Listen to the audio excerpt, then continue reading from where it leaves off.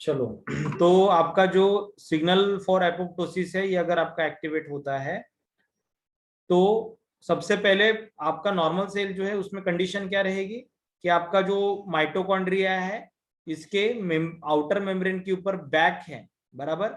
Back protein के साथ में BCL2 होता है और BCL2 क्या करता है, आपके बैक को इनिबिट करके रख रहा है, बराबर।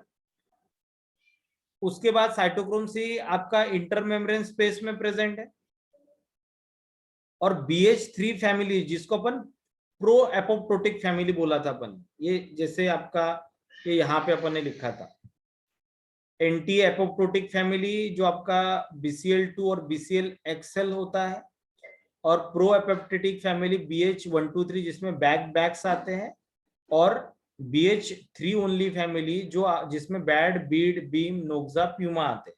ये सभी आपके दो फैमिली प्रो एपोप्टोटिक फैमिली क्या करते हैं, एपोप्टोसिस को एक्टिवेट करते हैं। तो एंटी एपोप्टोटिक फैमिली क्या करेगा, उसको इनिबिट करेगा। तो ये जो फैमिली है BCL2 फैमिली, ये आपके एपोप्टोसिस को रेगुलेट करती है, ठीक है ना। तो आपका यहां पे फर्स्ट की BCL2 हमेशा आपके बैक को इनिबिट करके रखेगा। जब हमें सिग्नल ही नहीं हमारे पास में एपोप्टोसिस का, तो अपन उसको एपोप्टोसिस के लिए कैसे भेजें। उसके बाद में दूसरा कि बैक्स प्रोटीन जो है ये साइटोसोल में फ्री होता है।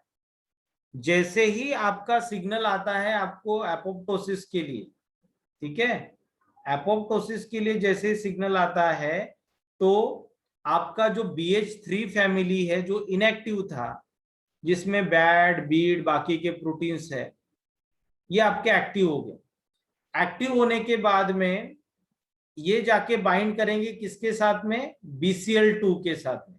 तो ये अपना BCL2 था, ठीक है।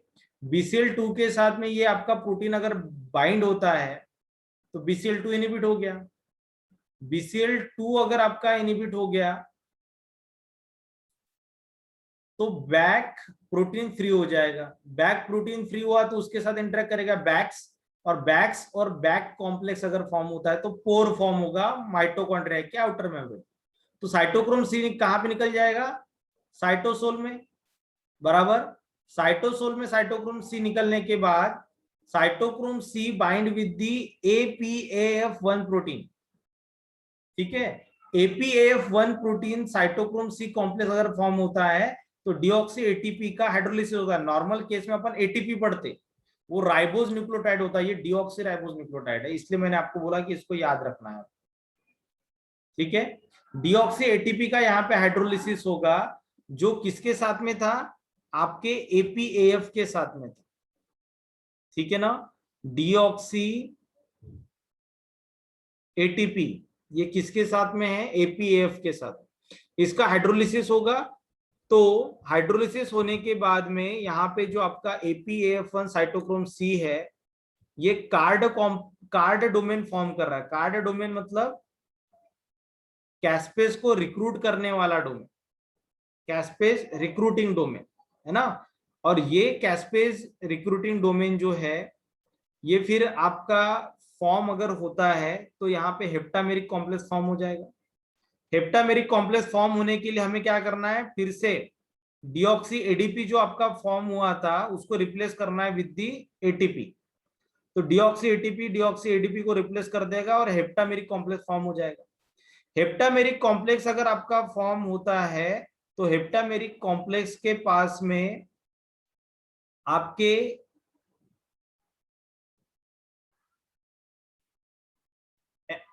प्रोकैस्पेज 9 को कन्वर्ट करने वाली एक्टिविटी।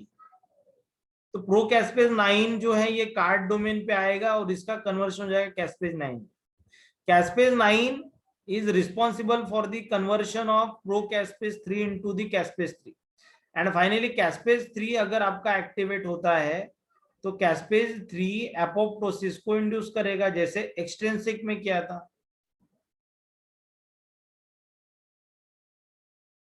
चलो यहां तक समझ में आ गया क्या, यहां तक समझ में आ गया क्या। हाँ सर। हाँ सर। सिग्नल्स फॉर एपोप्टोसिस, इसकी अपन बात कर रहे थे, ठीक है ना। तो नेक्स्ट अपन पढ़ते कि ये आपके जो BH3 फैमिली है, ये आपके एपोप्टोसिस को इंड्यूस कैसे करती है, एक्टिवेट कैसे करती है, ठीक है। ये आपके एपोप्टोसिस के सिग्नल्स क्या होते हैं, कैसे एक्टिवेट होते हैं, उसको आपको पढ़ना है। एपोप्टोसिस हमने पढ़ा था डीएनए डैमेज के केस में, राइट। तो डीएनए डैमेज अगर होता है तो उस केस में आपका P53 प्रोटीन एक्टिवेट होगा, पढ़ा था क्या अपन ये।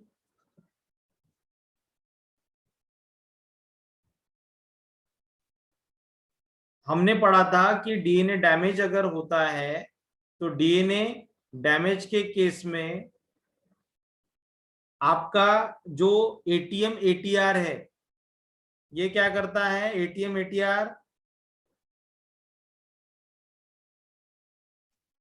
आपके डैमेज को रिकॉग्नाइज करता है। उसमें से एटीएम जो है ये फिर आपका with the help of CHK2 है ना, तो CHK2 का हेल्प लेता है, या फिर हम बोलेंगे एटीएम एक्टिवेट CHK2, जिसको अपन ने चेक पॉइंट प्रोटीन बोला था या चेक पॉइंट काइनेज बोला था। तो एटीएम एक्टिवेट CHK2, CHK2 फिर आपका एक्टिवेट करेगा किसको, P53 को, ये अपन ने पढ़ा है। P53 अगर आपका एक्टिवेट होता है तो P53 क्या करेगा, P53 पहले सेल साइकिल को अरेस्ट करता है,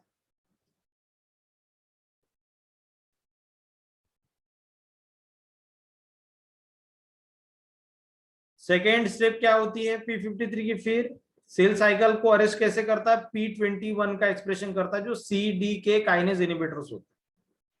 दूसरा स्टेप क्या है इसका, तो अपन ने पढ़ा था कि P53 also responsible for the activation of repair system,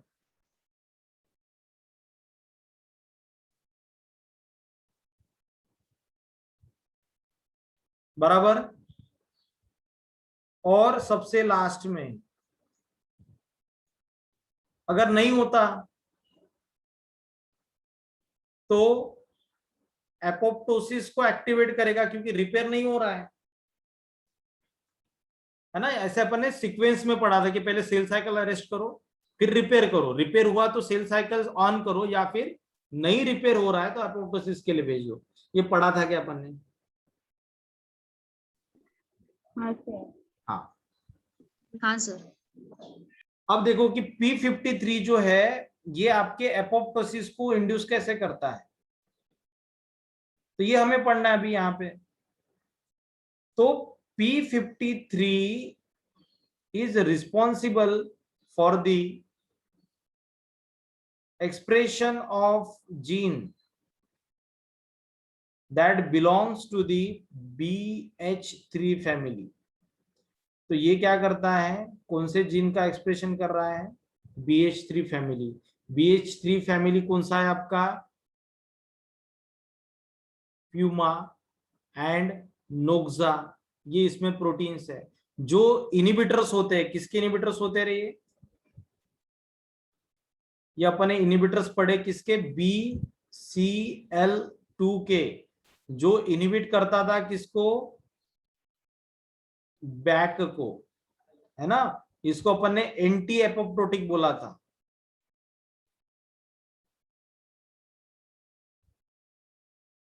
ठीक है क्या। BCL2 को अपन ने क्या बोला था, एंटी एपोप्टोटिक, जो एपोप्टोसिस को इनिबिट करता है। तो प्यूमा एंड नोक्सा जो है ये एक्टिवेट हो जाएंगे, जैसे यहाँ पे पढ़ा अपन ने। देखो ये BH3 फैमिली सिग्नल एपोप्टोसिस का अगर आया यहाँ पे,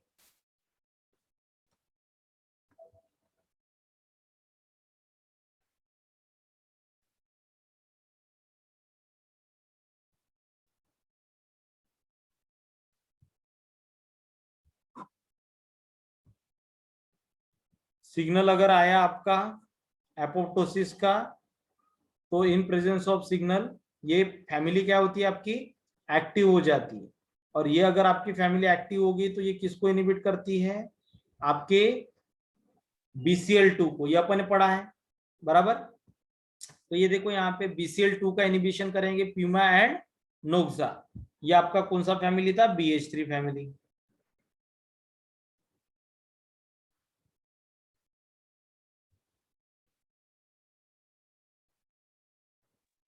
सर आवाज बहुत कट कट के आ रही है।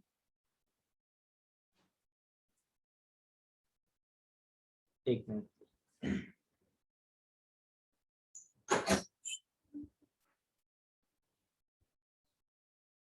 अभी आ रहा है। हाँ सर।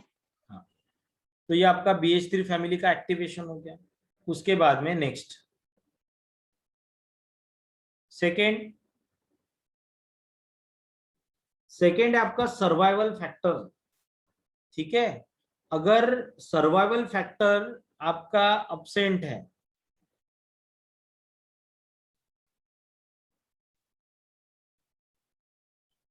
तो सर्वाइवल फैक्टर के केस में भी क्या होता है,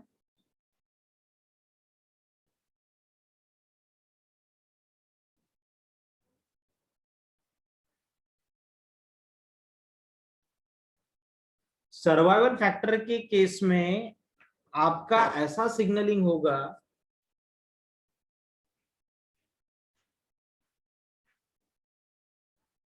जो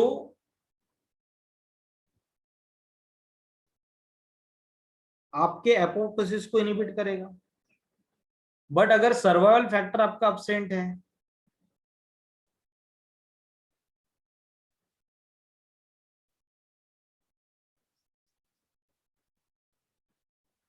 तो उस केस में एपोप्टोसिस को आपको ऑन करना पड़ेगा। ठीक है, तो in presence of particular factor,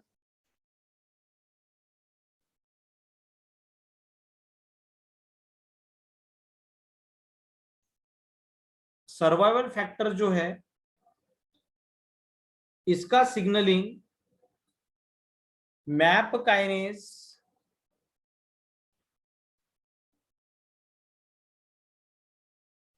and जानस काइनेज, इसके सिग्नलिंग को ऑन करता है। और ये जो आपके मैप काइनेज एंड जानस काइनेज होते हैं, ये स्पेसिफिक जीन के एक्सप्रेशन के लिए रिस्पॉन्सिबल होते हैं। इसमें आपका बीम प्रोटीन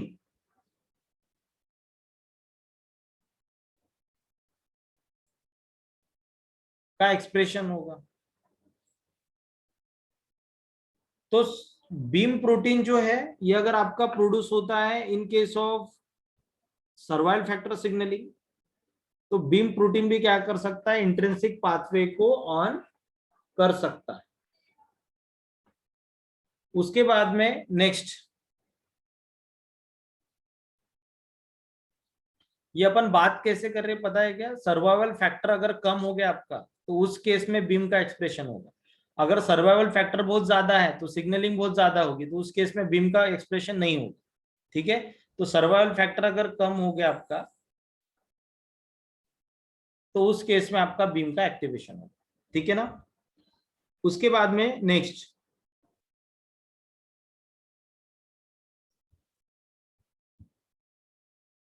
एक्सट्रिंसिक पाथवे में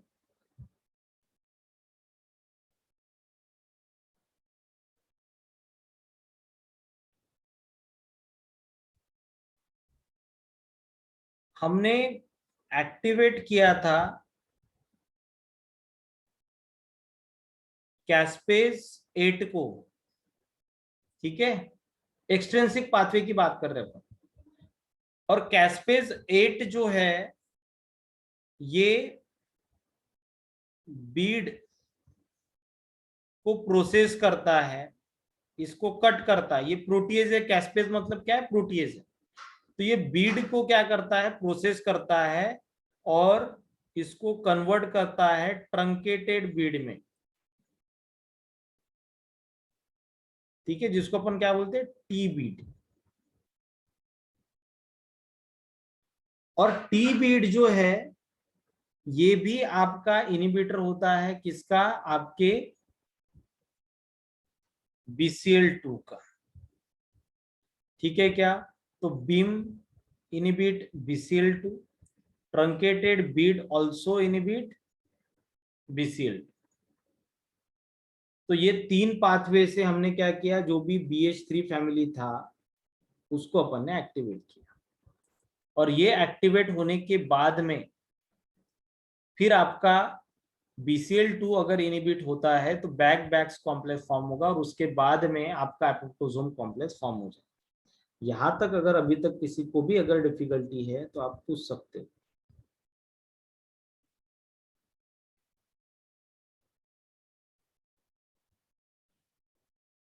यहां तक किसी को डिफिकल्टी है क्या? No sir. पक्का? No sir.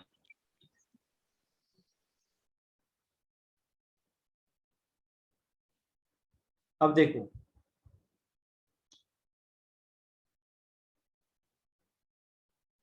एपोप्टोसिस का ये एक्टिव पाथवे हो गया है ना। एक्टिव का मतलब क्या रे, कि आप स्पेसिफिक सिग्नलिंग कर रहे हो और उसी के प्रेजेंस में आपका ये पाथवे एक्टिवेट हो रहा है। बट ऐसा भी हो सकता है कि जो कैस्पेजेस है, ये कैस्पेजेस आपके स्पॉन्टेनियसली एक्टिवेट होते हो, तो उस केस में भी हमें रेगुलेटरी कुछ ना कुछ पाथवे रखना पड़ेगा। तो नेक्स्ट कंसेप्ट है आपका इनिबिटर ऑफ एपोप्टोसिस का,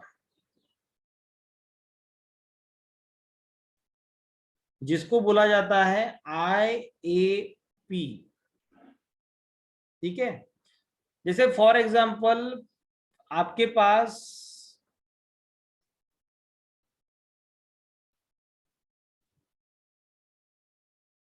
प्रोकैस्पेस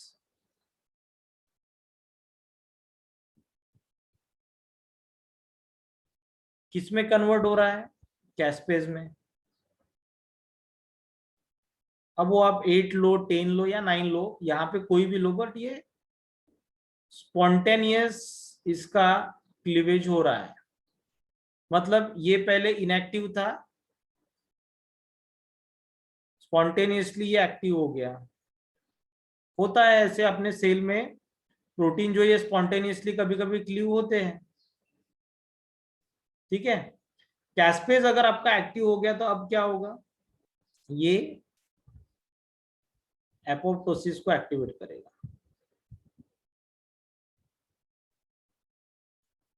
ठीक है क्या, तो इसीलिए अगर स्पॉन्टेनियसली कोई भी कैस्पेज आपका एक्टिवेट होता है तो उसको इनहिबिट करने के लिए हमारे पास में IAP होते हैं। IAP मतलब इनहिबिटर ऑफ एपोप्टोसिस। ठीक है, तो ये जो प्रोटीन है IAPS मतलब इनहिबिटर ऑफ एपोप्टोसिस, ये जो प्रोटीन से आपके ये इनहिबिट करेंगे किसको, आपके कैस्पेजेस को। तो ये फर्स्ट कंडीशन है आपका, कौन से केस में,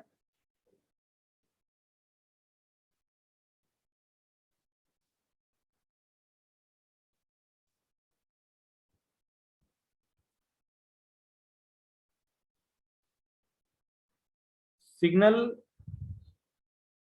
अब्सेंट है फिर भी एपोप्टोसिस के लिए आपका प्रोकैस्पेज कैस्पेज में कन्वर्ट हो रहा है, तो उस केस में IAP इसको इनहिबिट कर देगा। सिग्नल अगर आपका प्रेजेंट है, मतलब एपोप्टोसिस करना है ना आपको अभी, तो सिग्नल प्रेजेंट है मतलब एपोप्टोसिस करना है। अगर एपोप्टोसिस करना है तो IAP जो है इसको इनहिबिट करना पड़ेगा, तभी ये कैस्पेज को अपना काम करने देगा। बराबर, तो उस केस में क्या होता है, अपने सिग्नल अगर प्रेजेंट है तो उस केस में क्या पड़ा, सिग्नल अगर प्रेजेंट है तो एक्टिवेट होता है आपका BH3 ओनली फैमिली। ठीक है, BH3 ओनली फैमिली जो है ये एक्टिवेट करता है किसको, आपके बैक्स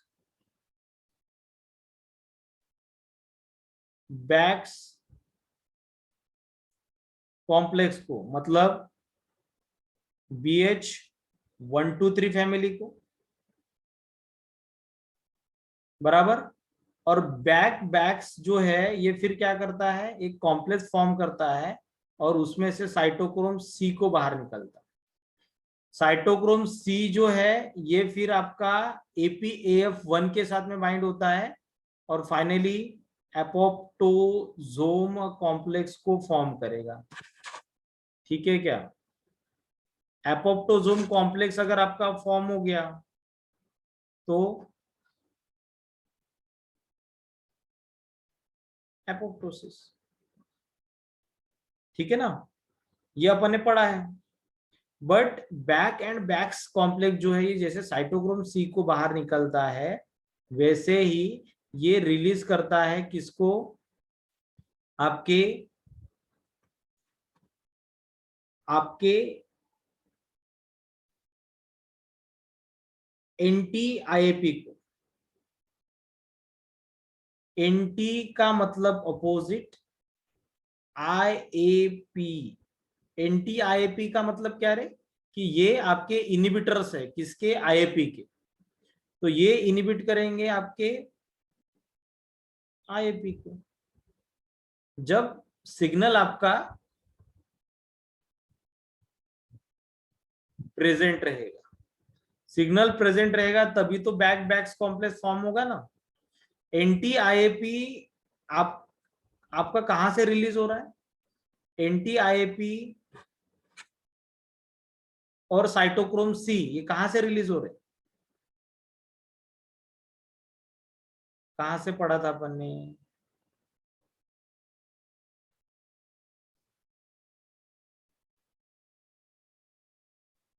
ये माइटोकॉन्ड्रिया है ना, और माइटोकॉन्ड्रिया के ऊपर ये बैक्स कॉम्प्लेक्स पढ़ा अपन ने। और बैक कॉम्प्लेक्स से आपके नंबर ऑफ प्रोटीन्स बाहर निकलते हैं। ठीक है, उसमें ये आपका साइटोक्रोम C है,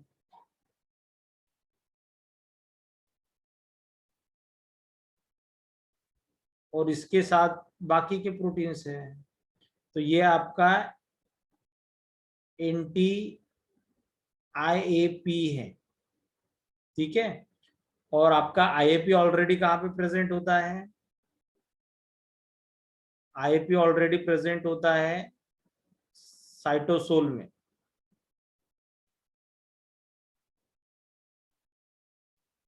ठीक है क्या,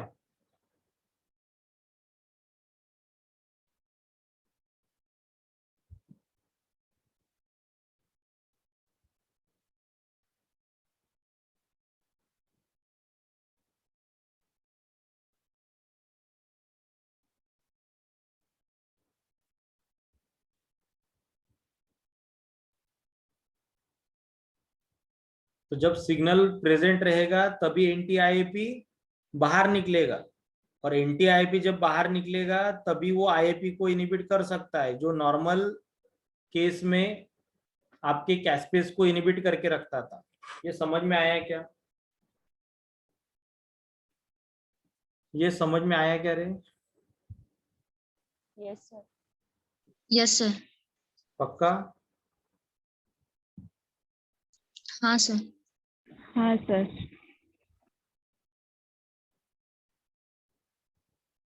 ये एग्जांपल्स है आपके एंटी IAP के। ठीक है, रिपर, ग्रिम एंड हिट। ठीक है, यहां तक अभी। बाकी का जो नेक्स्ट पोर्शन है एकदम छोटा पोर्शन बचा है, इसको एक बार रिवाइज करेंगे अपन, और वो जो सिग्नलिंग वाला पोर्शन है उसको मैं थोड़ा सा एक्सप्लेन कर दूंगा। बाकी एपोप्टोसिस तो आपका खत्म हो गया है। ठीक है,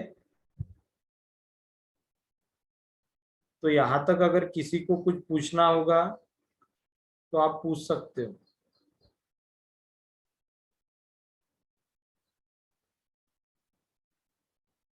इसको रिवाइज करोगे आज, तो आपको जब मैं इसको रिवाइज करूंगा नेक्स्ट लेक्चर में, तब आपको वो पूरा समझ में आ जाएगा, बट आप इसको पहले रिवाइज करके रखो। ठीक है, ठीक है यहाँ तक। Yes sir. हाँ सर।